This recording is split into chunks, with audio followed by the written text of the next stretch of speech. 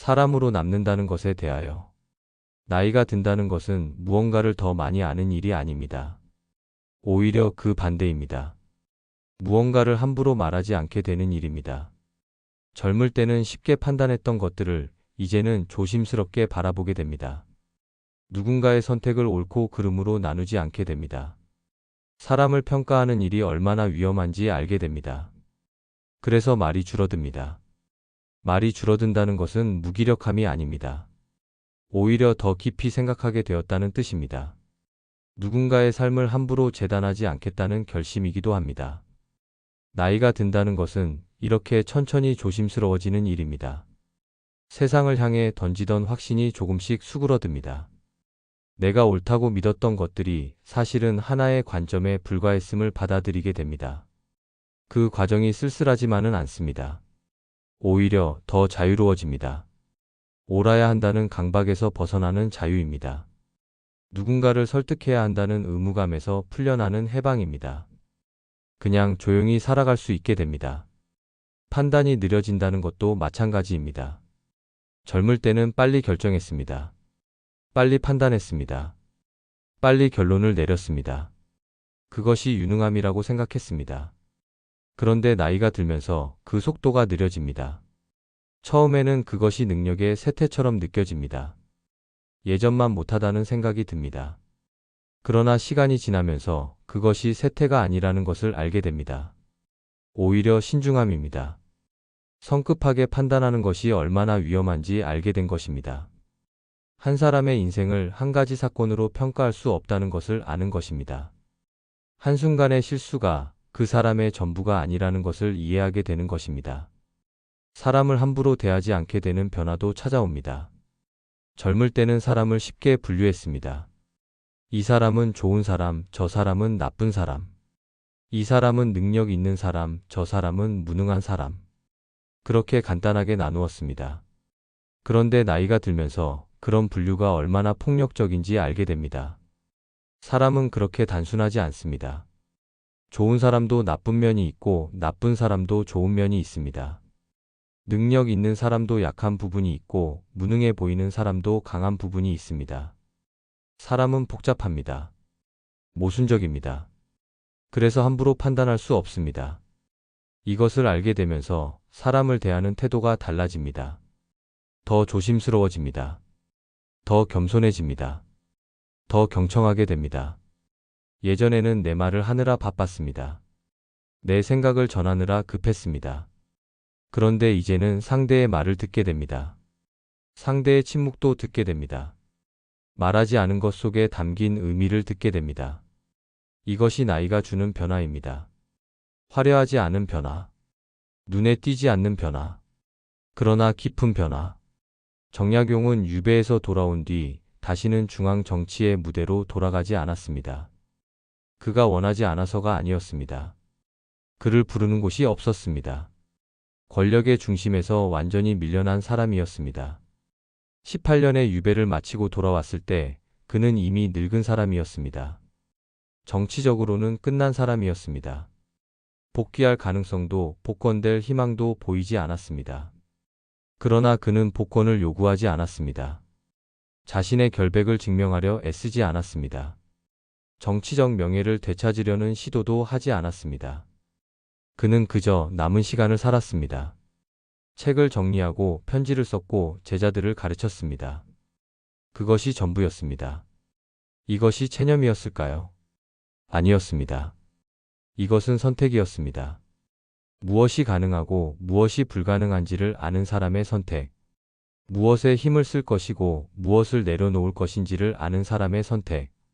그가 쓴 글들을 보면 복귀에 대한 열망이 담겨 있지 않습니다. 권력에 대한 미련이 보이지 않습니다. 누군가에게 자신을 증명하려는 조급함도 없습니다. 그는 이미 알고 있었던 것 같습니다. 다시 돌아간다 해도 그곳은 더 이상 자신이 머물 곳이 아니라는 것을, 시간이 지나버렸다는 것을, 세상이 바뀌었다는 것을, 그리고 자신도 바뀌었다는 것을. 18년의 유배는 그를 완전히 다른 사람으로 만들어 놓았습니다. 예전의 정약용은 개혁을 꿈꾸던 관료였습니다. 나라를 바꾸려 했던 정치가였습니다. 그러나 유배에서 돌아온 정약용은 달랐습니다. 그는 더 이상 세상을 바꾸려 하지 않았습니다. 다만 기록하려 했습니다. 생각하려 했습니다. 가르치려 했습니다. 그래서 그는 다른 방식으로 남았습니다. 권력의 중심이 아니라 기록의 중심으로 남았습니다. 정치적 영향력이 아니라 사유의 깊이로 남았습니다. 그것은 포기가 아니었습니다. 오히려 더 단단한 선택이었습니다. 자신이 할 수 있는 일과 할 수 없는 일을 구분한 선택이었습니다. 남들이 인정하는 방식이 아니라 자신이 의미를 느끼는 방식을 선택한 것이었습니다. 그는 여유당전서 속 한 편지에서 이렇게 썼습니다. 세상 일은 내 뜻대로 되지 않는 것이 많으나 내 마음만은 스스로 지킬 수 있다. 여유당전서 제22권 편지글 중 이 문장을 천천히 읽어봅니다. 세상 일은 내 뜻대로 되지 않는 것이 많다. 이것은 체념이 아닙니다. 현실을 인정하는 것입니다. 세상을 바꿀 수 없다는 무력감이 아니라 세상에는 내가 통제할 수 없는 부분이 있다는 인식입니다. 그러나 그 다음 구절이 중요합니다. 내 마음만은 스스로 지킬 수 있다. 세상을 바꿀 수 없어도 나 자신은 지킬 수 있다는 뜻입니다. 외부의 상황이 어떻게 변해도 내 내면의 원칙은 지킬 수 있다는 뜻입니다. 이것이 노년의 태도입니다. 무언가를 쟁취하려 하지 않는 태도, 무언가를 증명하려 애쓰지 않는 태도, 다만 자신이 할 수 있는 일을 조용히 계속하는 태도, 세상의 평가와 무관하게 자신의 길을 가는 태도. 나이가 들면서 우리는 이런 감각을 배우게 됩니다. 모든 것을 손에 쥐려 했던 시절이 지나갑니다. 모든 관계를 붙들려 했던 시간이 끝납니다. 그리고 자연스럽게 이별이 시작됩니다.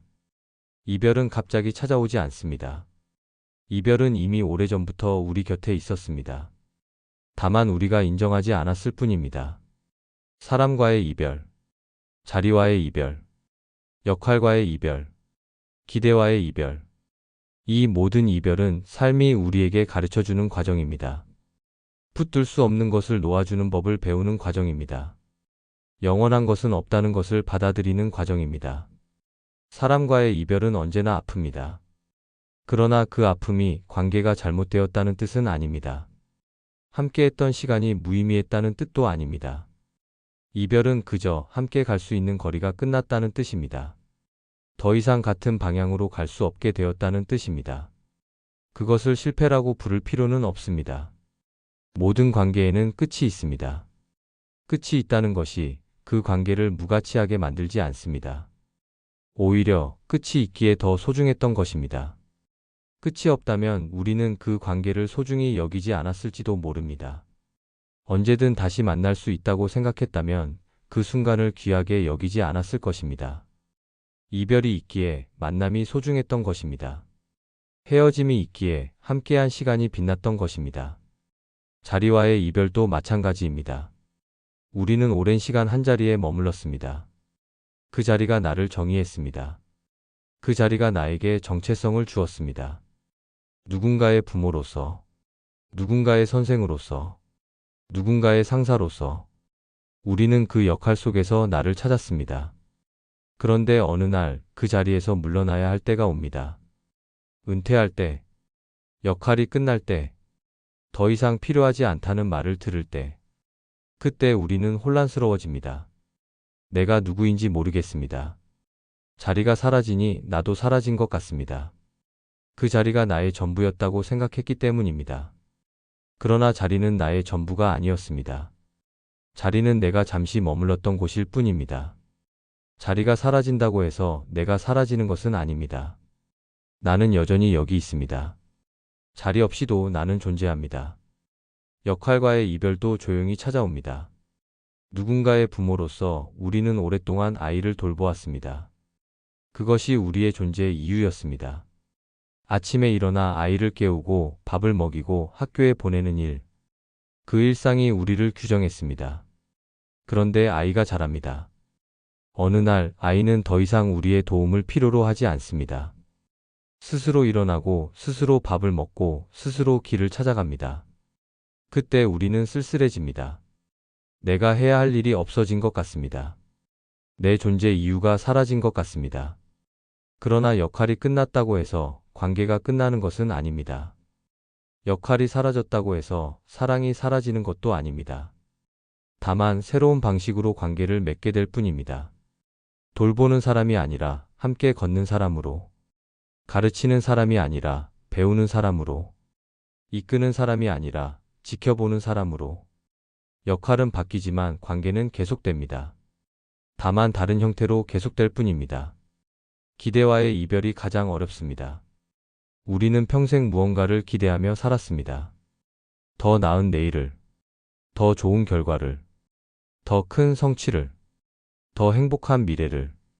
이 기대들이 우리를 움직이게 했습니다. 오늘이 힘들어도 내일은 나아질 것이라는 기대. 지금은 부족해도 나중에는 충분해질 것이라는 기대. 이 기대들이 우리를 살아가게 했습니다. 그런데 나이가 들면서 그 기대들이 하나씩 사라집니다. 이제는 더 이상 오르지 않는다는 것을 압니다. 이제는 더 이상 얻지 못한다는 것을 압니다. 이제는 더 이상 바뀌지 않는다는 것을 압니다. 더 나은 내일이 오지 않을 수도 있다는 것을 압니다.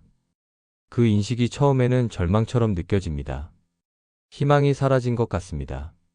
살아갈 이유가 없어진 것 같습니다. 그러나 시간이 지나면서 그것이 오히려 자유가 됩니다. 기대하지 않아도 되는 자유. 증명하지 않아도 되는 자유. 더 이상 무언가가 되려 하지 않아도 되는 자유. 기대를 내려놓으니 오늘이 보입니다. 내일을 기다리느라 보지 못했던 오늘이 보입니다. 더 나아지기를 바라느라 느끼지 못했던 지금이 느껴집니다. 이것이 기대와의 이별이 주는 선물입니다. 미래가 아니라 현재를 살 수 있게 되는 것입니다. 정약용은 유배지에서 두 아들에게 보낸 편지에서 이렇게 썼습니다. 너희가 크게 되기를 바라지 않는다. 다만 사람답게 살기를 바란다. 다산신문집 제9권 가계 중. 이 문장을 천천히 음미해 봅니다. 너희가 크게 되기를 바라지 않는다. 이것은 아들들에 대한 기대를 포기했다는 뜻일까요? 아닙니다. 이것은 기대의 방향이 바뀌었다는 뜻입니다. 세상이 말하는 큼이 아니라 진짜 중요한 것을 바라게 되었다는 뜻입니다. 다만 사람답게 살기를 바란다. 크게 되는 것보다 사람답게 사는 것이 더 중요하다는 인식입니다. 성공보다 품격이 더 중요하다는 깨달음입니다. 지위보다 인격이 더 소중하다는 이해입니다. 이것이 노년의 지혜입니다. 화려한 것을 추구하지 않는 지혜. 거창한 것을 바라지 않는 지혜.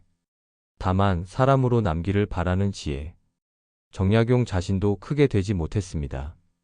정치적으로 성공하지 못했습니다. 권력을 얻지 못했습니다. 명예를 회복하지 못했습니다. 그러나 그는 사람답게 살았습니다. 유배지에서도 품격을 잃지 않았습니다. 고난 속에서도 정직함을 지켰습니다. 절망 속에서도 사유를 멈추지 않았습니다.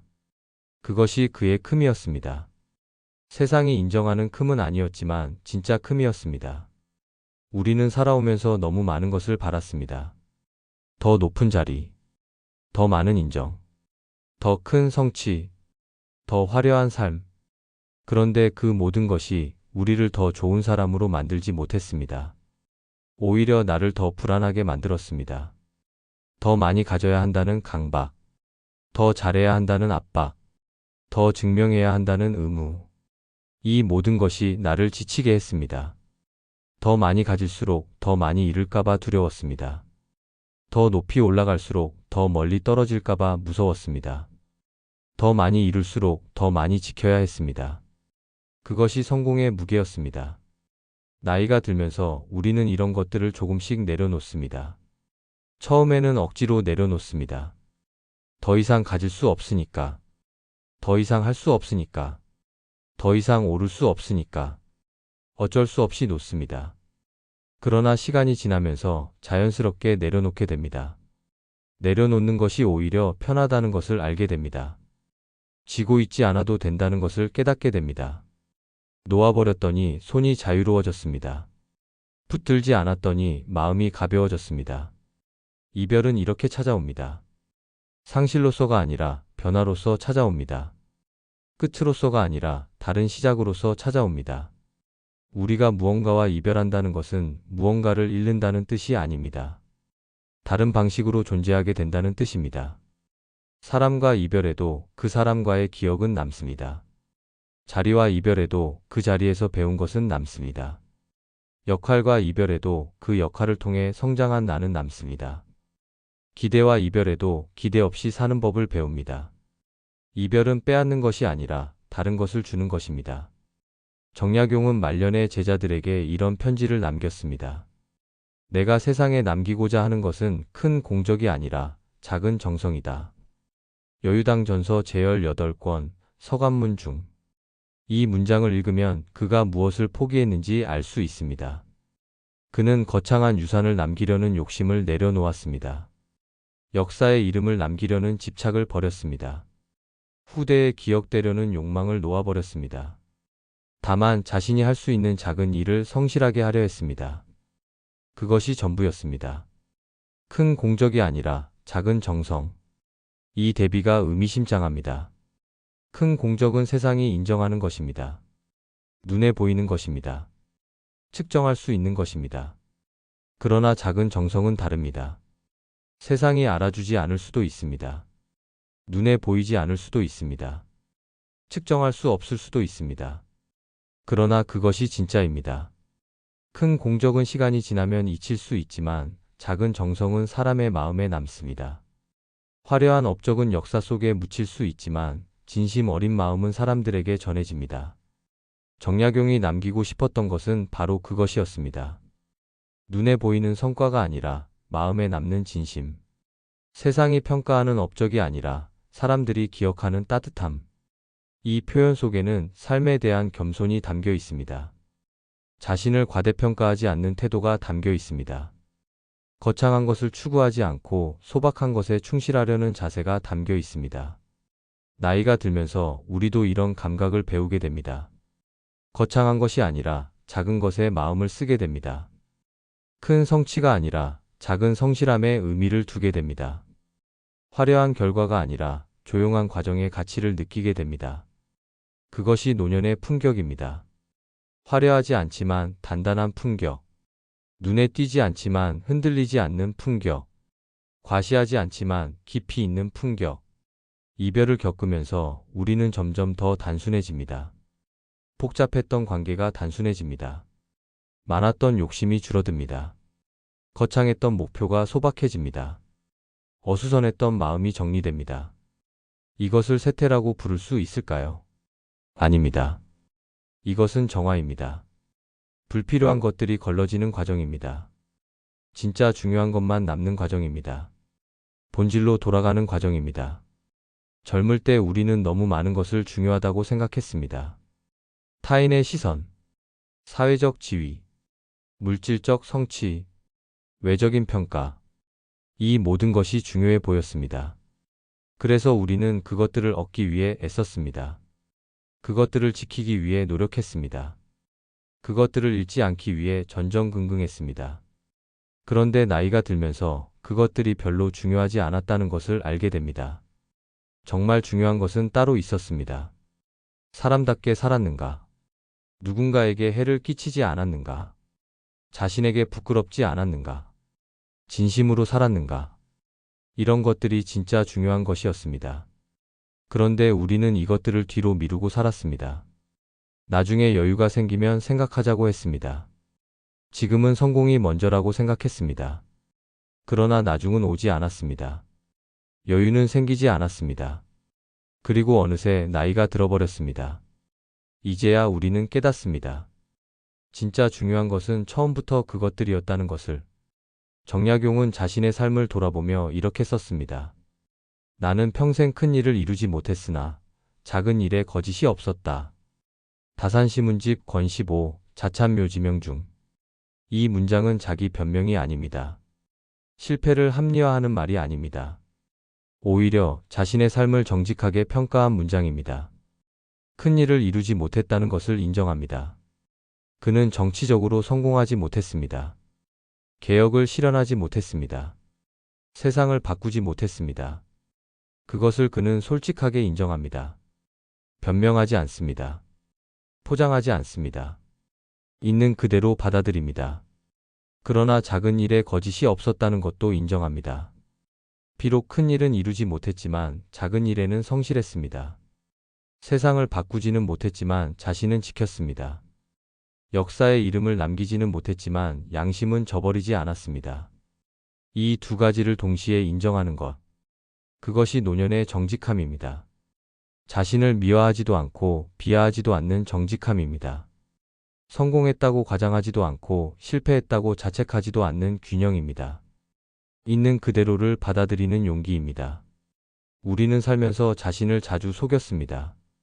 더 잘했다고 생각하려 했습니다. 실제보다 더 성공적이었다고 믿고 싶어 했습니다. 반대로 더 못했다고 자책하기도 했습니다. 실제보다 더 실패했다고 자신을 몰아붙이기도 했습니다. 양쪽 극단을 오갔습니다. 그런데 나이가 들면서 그런 속임이 의미 없다는 것을 알게 됩니다. 잘했든 못했든 이미 지나간 일입니다. 미화한다고 바뀌지 않고 자책한다고 달라지지 않습니다. 그냥 그렇게 살았던 것입니다. 그것을 인정하는 것, 있는 그대로 받아들이는 것. 그것이 노년의 첫 번째 과제입니다. 이별 이후에 남는 것은 무엇일까요?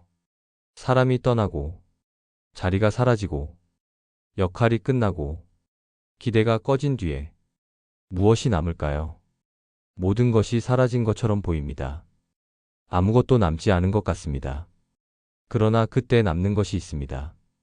나 자신입니다.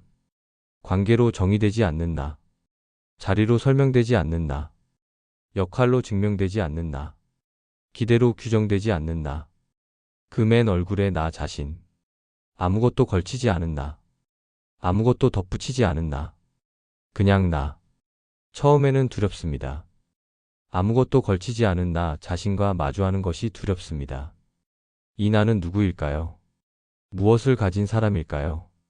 무슨 가치가 있는 사람일까요? 그런 질문들이 밀려옵니다. 그런데 시간이 지나면서 그것이 오히려 편안해집니다. 더 이상 무언가인 척하지 않아도 됩니다. 더 이상 역할을 연기하지 않아도 됩니다.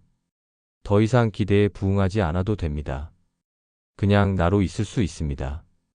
이것이 노년이 주는 선물입니다. 화려하지 않지만 진실한 선물. 거창하지 않지만 소중한 선물. 가면을 벗을 수 있는 선물. 정약용은 만년에 쓴 시에서 이렇게 말했습니다. 모든 것을 내려놓으니 비로소 가벼워졌다. 다산시문집 권칠 만년시 중. 이 문장은 허물을 말하는 것이 아닙니다. 모든 것을 잃었다는 비탄이 아닙니다. 오히려 해방감을 표현한 것입니다. 짊어지고 있던 무게를 내려놓았을 때의 가벼움. 붙들고 있던 것을 놓아버렸을 때의 자유. 그것을 발견한 사람의 고백입니다. 우리는 평생 무언가를 짊어지고 살았습니다. 책임, 의무, 기대, 체면, 명예. 이 모든 것들이 우리의 어깨를 짓눌렀습니다. 그 무게를 견디며 살았습니다. 그것이 어른이 되는 일이라고 생각했습니다. 그것이 성숙한 사람의 모습이라고 믿었습니다. 그런데 나이가 들면서 그것들을 조금씩 내려놓게 됩니다. 처음에는 억지로. 더 이상 감당할 수 없으니까. 더 이상 짊어질 힘이 없으니까. 어쩔 수 없이 내려놓습니다. 나중에는 자연스럽게. 굳이 짊어지지 않아도 된다는 것을 알게 되니까. 그 무게가 꼭 필요한 것이 아니었다는 것을 깨닫게 되니까. 자발적으로 내려놓습니다. 그리고 마침내 가벼워집니다. 이 가벼움이 노년의 평화입니다. 아무것도 증명하지 않아도 되는 평화. 아무것도 성취하지 않아도 되는 평화. 아무것도 지키지 않아도 되는 평화. 그냥 있는 그대로 존재해도 되는 평화. 이별을 겪으면서 우리는 죽음에 대해서도 생각하게 됩니다. 죽음은 가장 큰 이별입니다. 모든 것과의 이별입니다. 사람과의 이별, 세상과의 이별, 나 자신과의 이별. 그런데 이상한 것은 작은 이별들을 겪으면서 큰 이별도 조금씩 받아들이게 된다는 것입니다. 사람을 떠나보내면서 떠남이 익숙해집니다. 자리를 내려놓으면서 놓아줌이 자연스러워집니다. 역할을 끝내면서 끝이 두렵지 않게 됩니다. 기대를 버리면서 기대 없이 사는 법을 배웁니다. 이 모든 작은 이별들이 사실은 죽음을 준비하는 과정이었던 것입니다. 우리가 의도하지 않았지만 삶은 우리를 그렇게 이끌었습니다. 하나씩 놓아주는 법을 가르쳤습니다. 하나씩 이별하는 법을 연습시켰습니다. 그래서 마지막 이별이 왔을 때 우리는 준비되어 있습니다. 놀라지 않습니다. 당황하지 않습니다. 이미 여러 번 연습했으니까요. 죽음은 멀리 있는 것이 아닙니다. 죽음은 이미 우리 곁에서 작은 이별로 연습되고 있습니다. 매일 조금씩 무언가와 이별하면서 우리는 죽음을 준비하고 있습니다. 의도하지 않았지만 삶이 우리를 그렇게 이끌고 있습니다. 정약용은 죽음을 두려워하지 않았습니다. 그의 글 어디에도 죽음에 대한 공포가 드러나지 않습니다. 오히려 죽음을 담담하게 받아들이는 태도가 보입니다. 그가 죽기 몇 년 전 쓴 편지에는 이런 구절이 있습니다. 사람은 죽으면 흙으로 돌아간다. 그것이 자연의 이치이니 슬퍼할 일이 아니다. 여유당 전서 제수물권 서간문 중. 이 문장은 냉정하게 들릴 수 있습니다. 죽음을 너무 가볍게 다루는 것처럼 보일 수 있습니다. 감정이 없는 것처럼 느껴질 수 있습니다. 그러나 자세히 보면 이것은 깊은 수용입니다. 죽음을 비극으로 보지 않는 시선입니다. 죽음을 자연의 일부로 받아들이는 태도입니다. 죽음을 삶의 연장선상에서 이해하는 관점입니다. 그는 죽음을 극복해야 할 대상으로 보지 않았습니다. 죽음을 두려워해야 할 적으로 여기지 않았습니다. 죽음을 피해야 할 재앙으로 생각하지 않았습니다. 죽음은 그저 자연스러운 순환의 일부였습니다. 흙에서 왔으니 흙으로 돌아가는 것. 그것이 전부였습니다. 이런 태도는 체념이 아닙니다. 삶을 포기한 사람의 말이 아닙니다. 죽음을 기다리는 사람의 허무가 아닙니다. 오히려 삶을 충분히 살았기에 가능한 태도입니다.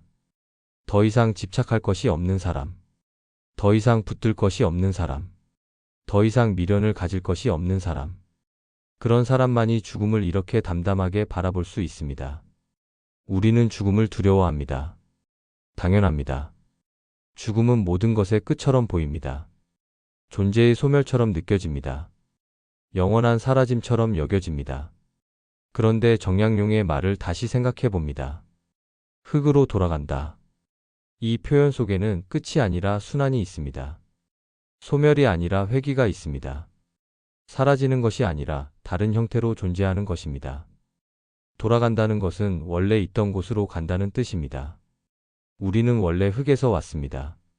흙의 원소들이 모여서 우리가 되었습니다. 그리고 죽으면 다시 흙으로 돌아갑니다. 그 원소들로 분해됩니다. 그것이 자연의 이치입니다. 새로운 생명이 태어나기 위해 오래된 생명은 돌아갑니다. 계절이 바뀌기 위해 낡은 계절은 물러납니다. 이것이 순환입니다. 이것이 자연입니다. 그리고 우리도 그 자연의 일부입니다. 이것을 이해하면 죽음이 조금 덜 두렵습니다. 죽음이 끝이 아니라 순환의 일부라는 것을 알면 받아들이기가 조금 쉬워집니다. 이것이 동양적 죽음관입니다. 죽음을 끝으로 보지 않는 시각, 죽음을 자연의 일부로 받아들이는 태도, 죽음을 순환의 한 과정으로 이해하는 관점. 나이가 들면서 우리는 이런 감각에 조금씩 가까워집니다. 죽음이 덜 두렵게 느껴지기 시작합니다. 죽음이 비극이 아니라 자연스러운 과정으로 보이기 시작합니다. 죽음이 끝이 아니라 변화로 여겨지기 시작합니다. 그것은 죽음을 체념하는 것이 아닙니다. 오히려 삶을 더 깊이 이해하게 되는 것입니다. 삶과 죽음이 분리된 것이 아니라 연결되어 있다는 것을 아는 것입니다. 하나의 큰 순환 속에서 삶과 죽음이 함께 존재한다는 것을 깨닫는 것입니다. 정약용은 또 이렇게 썼습니다. 살아있을 때 사람답게 살았다면 죽음도 사람답게 맞이할 수 있다. 목민심서 권12 해관 6조 중. 이 문장은 죽음을 준비하라는 뜻이 아닙니다. 죽음을 위해 특별히 무언가를 하라는 말이 아닙니다. 오히려 삶의 태도가 죽음의 태도를 결정한다는 뜻입니다. 잘 살면 잘 죽을 수 있다는 뜻입니다. 사람답게 산 사람은 죽음 앞에서도 사람답습니다. 당당하지도 비굴하지도 않습니다. 죽음을 거부하지도 서둘러 받아들이지도 않습니다. 그냥 자연스럽게 맞이합니다. 삶의 연장선상에서 죽음을 맞이합니다. 사람답게 산다는 것은 무엇일까요? 거창한 것이 아닙니다. 위대한 업적을 남기는 것이 아닙니다. 역사의 이름을 남기는 것이 아닙니다. 다만 사람으로서 해야 할 일을 하는 것입니다. 거짓말을 하지 않는 것, 남에게 해를 끼치지 않는 것, 자신에게 부끄럽지 않은 것, 약한 사람을 돌보는 것, 정직하게 사는 것, 이런 작은 것들이 사람답게 사는 것입니다. 그리고 그렇게 살아온 사람은 죽음 앞에서도 떳떳합니다. 무언가를 후회하지 않습니다. 무언가를 변명하지 않습니다. 무언가를 애원하지 않습니다. 그냥 자신의 삶을 인정합니다. 잘했든 못했든 그렇게 살았다는 것을 인정합니다. 그것으로 충분합니다. 나이가 들면서 우리는 죽음을 다르게 보게 됩니다. 젊을 때는 죽음이 억울하게 느껴졌습니다. 아직 할 일이 많은데 왜 죽어야 하는가? 아직 이루지 못한 것이 많은데 왜 끝나야 하는가? 아직 보지 못한 것이 많은데 왜 떠나야 하는가? 그런 생각들이 죽음을 두렵게 만들었습니다. 죽음이 불공평하게 느껴졌습니다. 그런데 나이가 들면서 그런 생각이 줄어듭니다. 할 일이 많다는 생각이 사라집니다. 이루어야 할 것이 많다는 강박이 없어집니다. 봐야 할 것이 많다는 조급함이 사라집니다. 그냥 살아온 만큼 살았다는 감각, 경험한 만큼 경험했다는 인식, 그것으로 충분하다는 수용. 이것이 생기면 죽음이 덜 두렵습니다. 억울하지 않습니다. 더 살고 싶은 마음은 여전히 있지만 집착은 없습니다. 정약용의 말년 기록을 보면 죽음을 서두르지 않았던 것을 알 수 있습니다.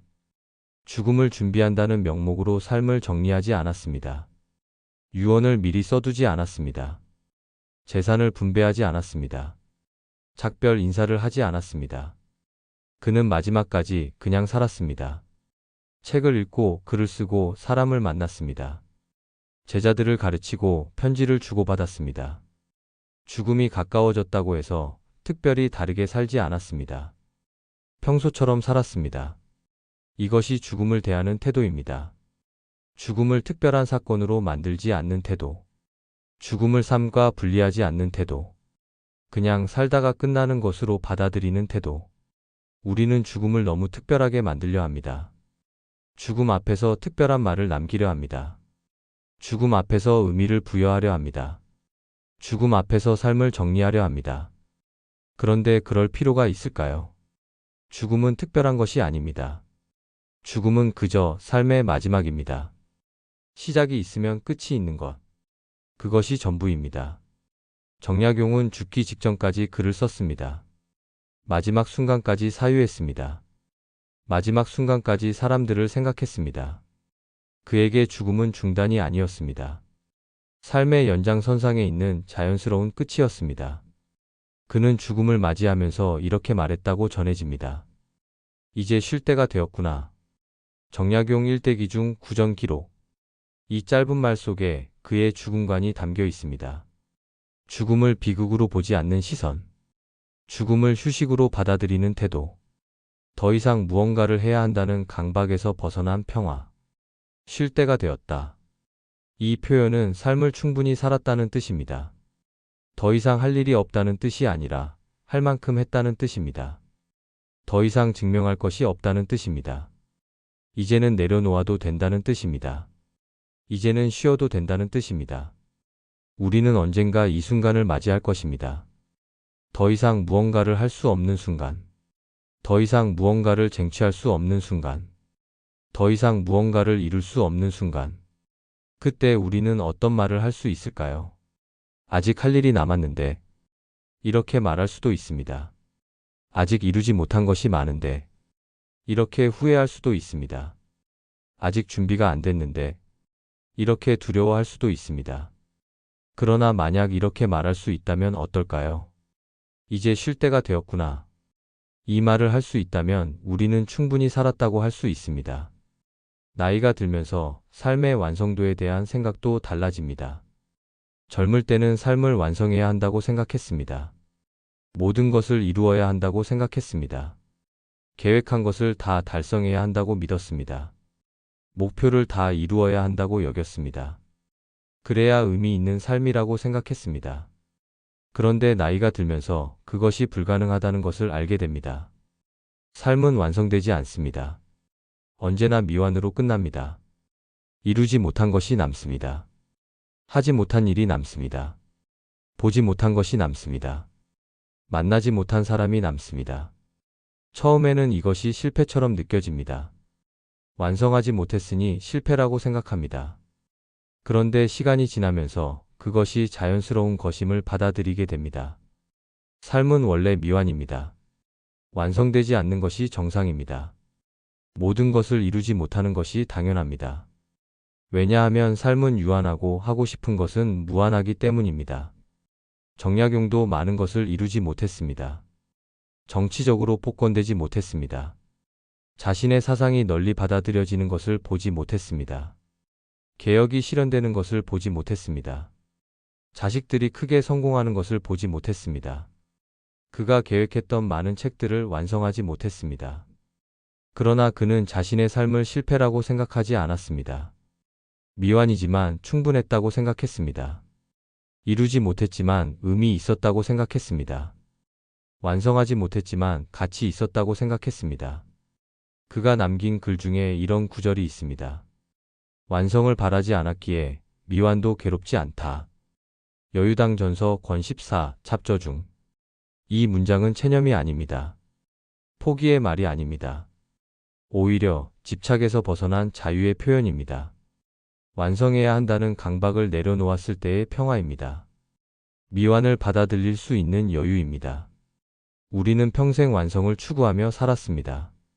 완벽해야 한다고 생각했습니다.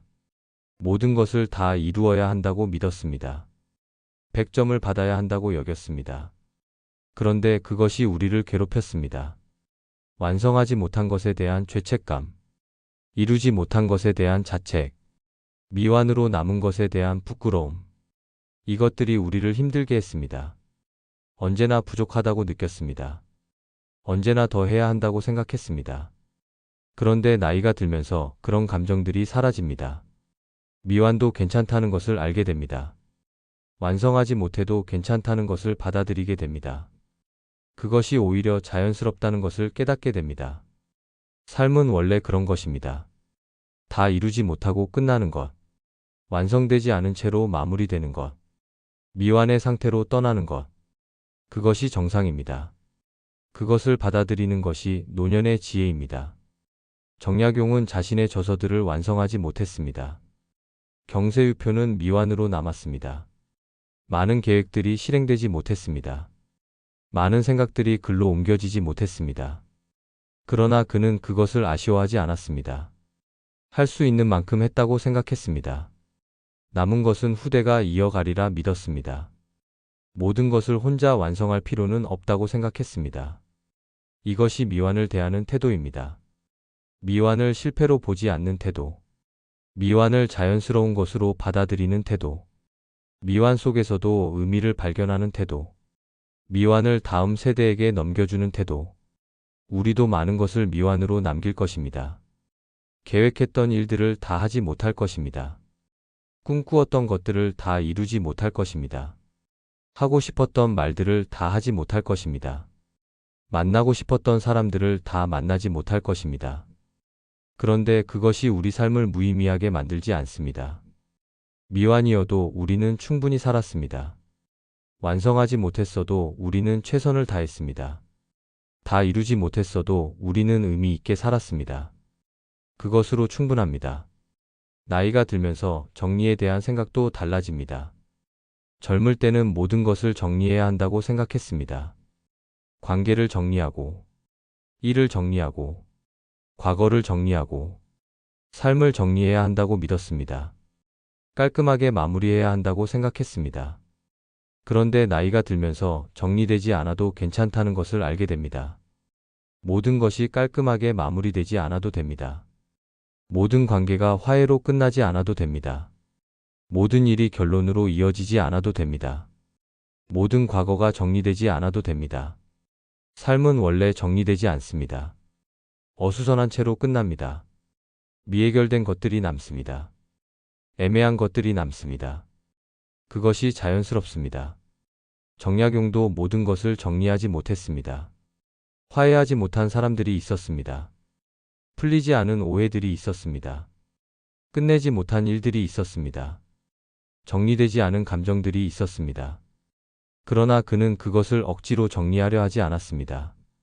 정리되지 않는 것도 삶의 일부로 받아들였습니다.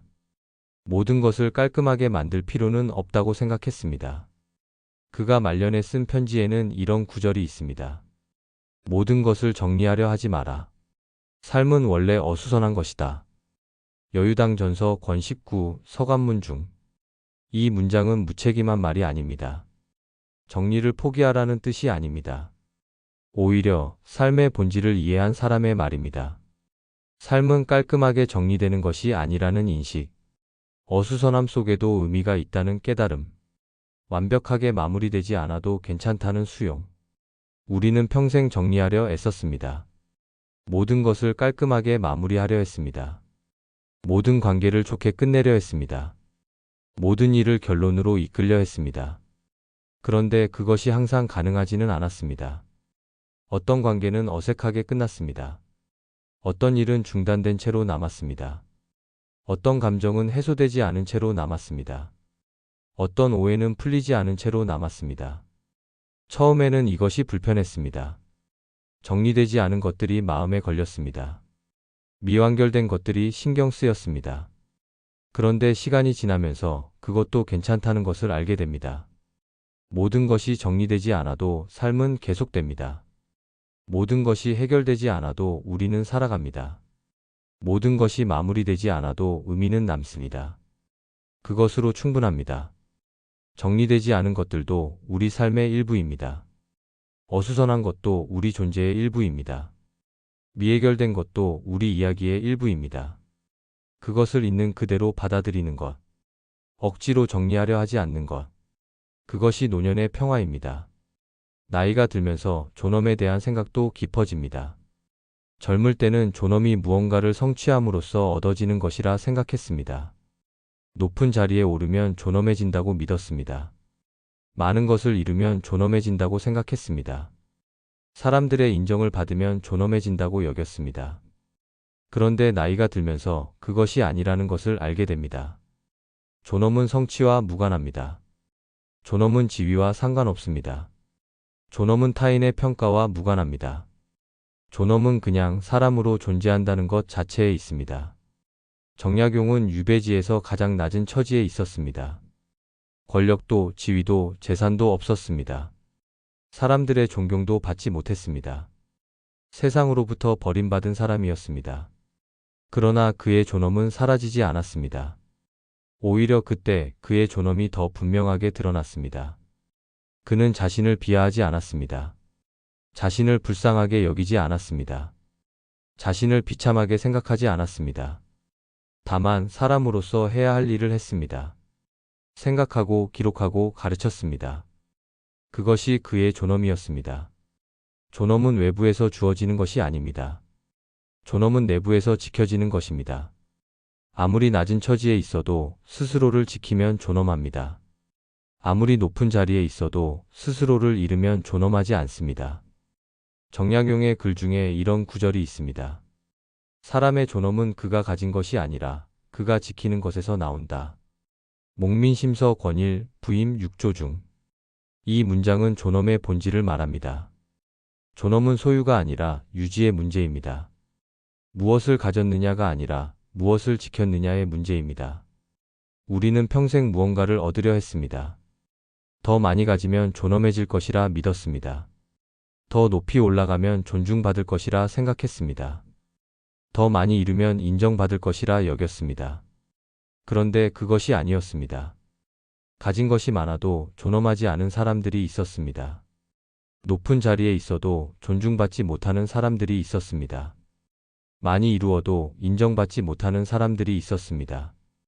반대로 가진 것이 없어도 존엄한 사람들이 있었습니다. 낮은 자리에 있어도 존중받는 사람들이 있었습니다. 이루지 못해도 인정받는 사람들이 있었습니다. 차이는 무엇이었을까요? 그들이 무엇을 지켰느냐였습니다. 자신의 원칙을 지켰느냐? 자신의 품격을 지켰느냐? 자신의 정직함을 지켰느냐? 자신의 선함을 지켰느냐? 이것이 존엄을 만들었습니다. 나이가 들면서 우리는 이것을 배웁니다. 존엄은 외부의 평가가 아니라는 것을, 존엄은 내부의 확신이라는 것을, 존엄은 지켜야 하는 것이라는 것을. 그래서 노년의 존엄은 조용합니다. 드러나지 않습니다. 과시되지 않습니다. 그냥 있습니다. 말없이 단단하게 있습니다. 정약용의 말년 모습이 그러했습니다. 그는 자신의 존엄을 증명하려 하지 않았습니다. 자신의 가치를 주장하지 않았습니다. 자신의 정당성을 호소하지 않았습니다. 다만 자신이 할 일을 했습니다. 그것으로 충분했습니다. 그의 존엄은 조용했지만 단단했습니다. 드러나지 않았지만 흔들리지 않았습니다. 우리도 그렇게 될 것입니다. 나이가 들면서 증명하려는 욕구가 사라질 것입니다. 주장하려는 의지가 약해질 것입니다. 그냥 조용히 존재하게 될 것입니다. 그것이 노년의 존엄입니다. 화려하지 않지만 단단한 존엄. 드러나지 않지만 흔들리지 않는 존엄. 말없지만 깊은 존엄.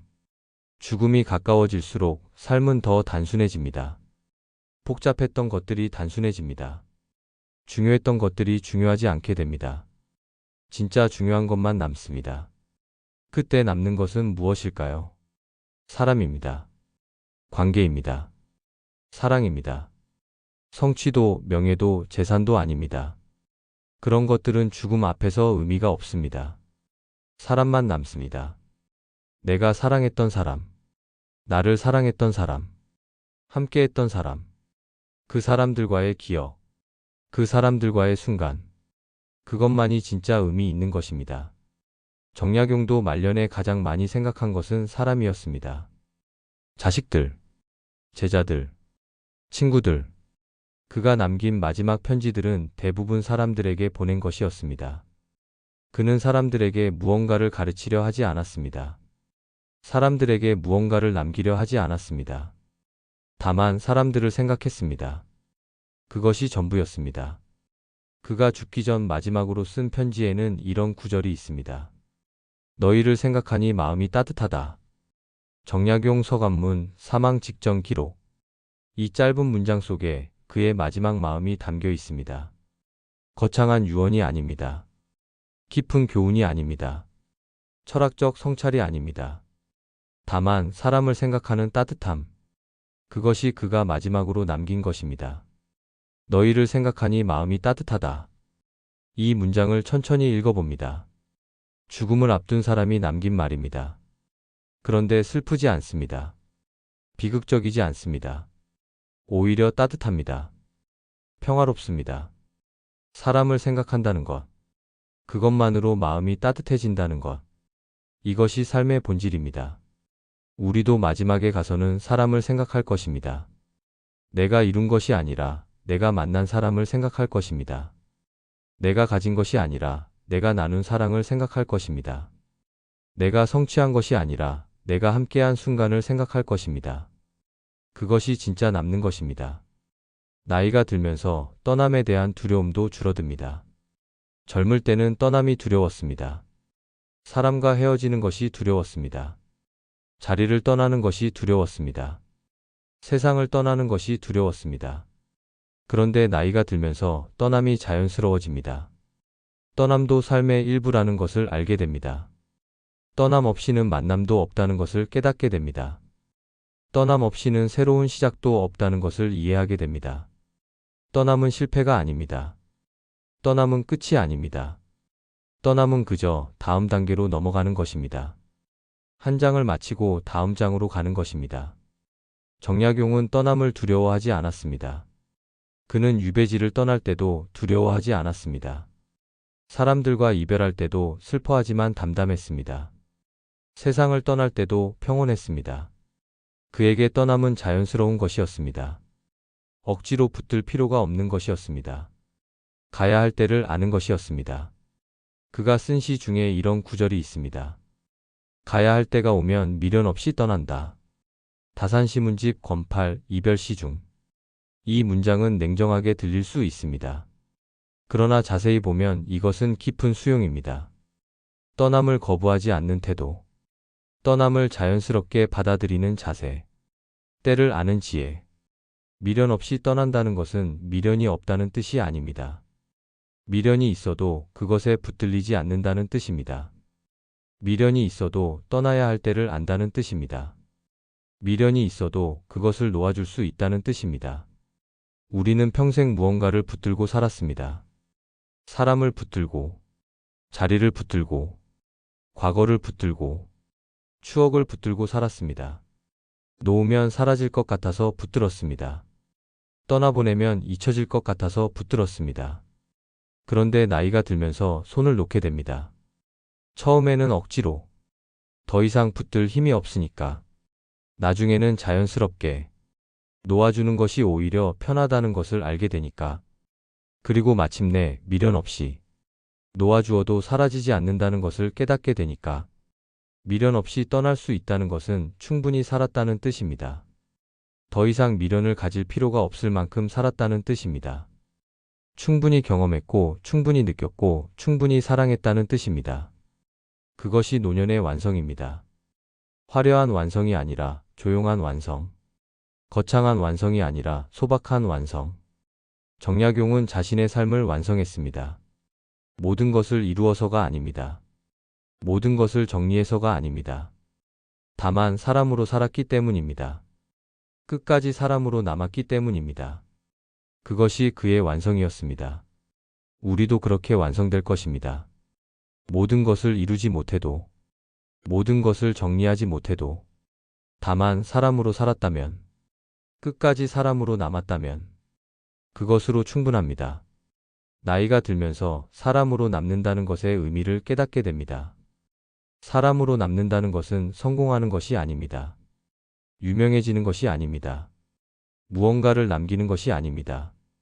다만 사람으로서의 품격을 지키는 것입니다. 사람으로서의 정직함을 유지하는 것입니다. 사람으로서의 따뜻함을 잃지 않는 것입니다. 사람으로서의 존엄을 끝까지 지키는 것입니다. 정약용이 남긴 것은 많은 책이 아니었습니다. 깊은 사상이 아니었습니다. 정치적 업적이 아니었습니다. 그가 진짜 남긴 것은 사람으로서의 품격이었습니다. 어떤 상황에서도 흔들리지 않는 원칙, 어떤 처지에서도 잃지 않는 존엄, 어떤 관계에서도 지키는 정직함, 어떤 순간에서도 유지하는 따뜻함. 이것이 그가 남긴 진짜 유산입니다. 우리도 그렇게 남을 것입니다. 책으로 남지 않아도, 업적으로 남지 않아도, 명예로 남지 않아도, 사람으로 남으면 됩니다. 누군가의 기억 속에 따뜻한 사람으로 남으면 됩니다. 누군가의 마음 속에 정직한 사람으로 남으면 됩니다. 누군가의 생각 속에 품격 있는 사람으로 남으면 됩니다. 그것으로 충분합니다. 죽음이 다가올 때 우리는 많은 것을 잃게 됩니다. 힘을 잃고, 건강을 잃고, 능력을 잃습니다. 기억을 잃고, 역할을 잃고, 자리를 잃습니다. 그러나 끝까지 잃지 않는 것이 있습니다. 사람됨입니다. 품격입니다. 존엄입니다. 이것은 죽음도 가져갈 수 없습니다. 마지막 숨을 쉬는 순간까지 이것은 남아 있습니다. 정약용은 죽는 순간까지 품격을 잃지 않았습니다. 고통 속에서도 불평하지 않았습니다. 약해진 몸으로도 사람들을 배려했습니다. 마지막까지 사람으로 남았습니다. 이것이 그의 마지막 모습이었습니다. 화려하지 않았습니다. 극적이지 않았습니다. 다만 조용히 품격 있게 떠났습니다. 사람으로. 우리도 그렇게 떠날 수 있기를 바랍니다. 극적이지 않아도, 화려하지 않아도, 다만 사람으로서 품격을 지키며 떠나기를. 그것이 우리가 바랄 수 있는 최선입니다. 이제 이 긴 이야기의 끝에 왔습니다. 그러나 끝이라는 말이 적절하지 않을 수 있습니다. 이 이야기는 끝나는 것이 아니라 계속되는 것이기 때문입니다.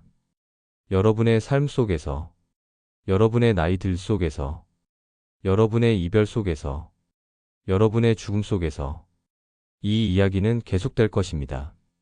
정약용의 삶이 우리에게 가르쳐 준 것은 많습니다. 그러나 가장 중요한 것은 하나입니다. 사람으로 산다는 것, 끝까지 사람으로 남는다는 것, 그것만으로 충분하다는 것. 여러분은 완벽할 필요가 없습니다. 모든 것을 이룰 필요가 없습니다. 모든 것을 정리할 필요가 없습니다. 다만 사람으로 살면 됩니다. 정직하게, 따뜻하게, 품격 있게.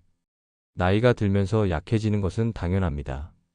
능력이 떨어지는 것은 자연스럽습니다. 그러나 품격은 약해지지 않습니다. 존엄은 떨어지지 않습니다. 오히려 나이가 들수록 더 단단해질 수 있습니다. 더 깊어질 수 있습니다. 더 진실해질 수 있습니다. 이별을 겪으면서 우리는 더 성숙해집니다. 사람을 떠나보내면서 사랑의 의미를 더 깊이 알게 됩니다. 자리를 내려놓으면서 집착에서 벗어나는 법을 배웁니다. 역할을 끝내면서 존재 자체의 가치를 발견합니다. 기대를 버리면서 현재를 사는 법을 깨닫습니다. 죽음을 생각하면서 삶을 더 소중히 여기게 됩니다. 죽음은 끝이 아닙니다. 죽음은 삶의 완성입니다. 잘 살았다면 잘 떠날 수 있습니다. 사람으로 살았다면 사람으로 떠날 수 있습니다. 그것으로 충분합니다. 정약용은 이렇게 살았고 이렇게 떠났습니다. 거창하지 않았지만 의미 있었습니다. 화려하지 않았지만 품격 있었습니다. 완벽하지 않았지만 충분했습니다. 여러분도 그렇게 살 수 있습니다. 거창하지 않아도, 화려하지 않아도, 완벽하지 않아도, 다만 사람답게 살면 됩니다. 그것이면 충분합니다. 이제 더 이상 증명할 필요가 없습니다. 더 이상 성취할 필요가 없습니다.